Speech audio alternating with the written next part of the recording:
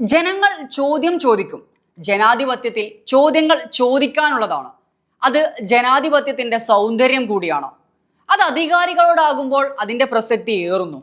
എന്നാൽ ചോദ്യം ചോദിക്കുന്നവരോട് അത് വീട്ടിൽ പോയി ചോദിച്ചാൽ മതി എന്ന് പറയുന്ന ഒരു പ്രവണത ഒരു മുഖ്യമന്ത്രിക്കോ ജനപ്രതിനിധിക്കോ എന്തിനേറെ ഒരു വ്യക്തിക്ക് പോലും യോജിച്ചതല്ല. പത്തനംതിട്ടയിൽ വികസന നേട്ടങ്ങൾ എണ്ണിപ്പറയുന്നതിനിടെ സദസ്സിൽ നിന്നും ഒരു സാധാരണക്കാരൻ ചോദ്യവുമായി സ്റ്റേജിന് അടുത്തേക്ക് എത്തിയത്.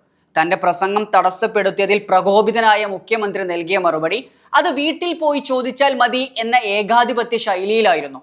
മാത്രവുമല്ല, പോലീസിനെ ഉപയോഗിച്ച് അയാളെ ഉടൻ തന്നെ അവിടെ നിന്ന് പുറത്താക്കുകയും ചെയ്തു.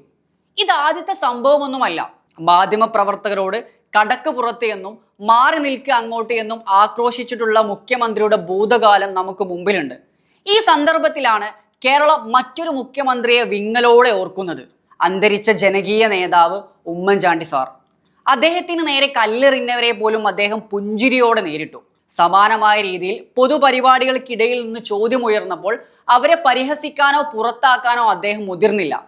പകരം ആ ചോദ്യങ്ങൾ കേൾക്കാനും അതിൽ ലളിതമായ ഭാഷയിൽ പുഞ്ചിരിയോടുകൂടി മറുപടി നൽകാനും അദ്ദേഹം കാണിച്ച ക്ഷമയാണ് അദ്ദേഹത്തെ ജനകീയനാക്കി മാറ്റിയത്.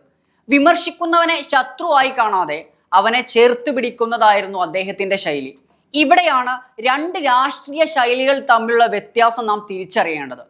വികസനത്തെക്കുറിച്ച് വാതോരാതെ സംസാരിക്കുമ്പോഴും ആ വികസനത്തിന്റെ ഗുണഭോക്താവായ സാധാരണക്കാരന്റെ സംശയങ്ങൾക്ക് മറുപടി നൽകാൻ ഭരണാധികാരികൾ ബാധ്യസ്ഥനാണ്. അധികാരം എന്നത് വിനയമാകണം, അല്ലാതെ അലോസരപ്പെടുത്തുന്ന ചോദ്യങ്ങളെ അടിച്ചമർത്താനുള്ള ആയുധമാകരുത്. Waytonikah.com, the exclusive Muslim matrimonial site.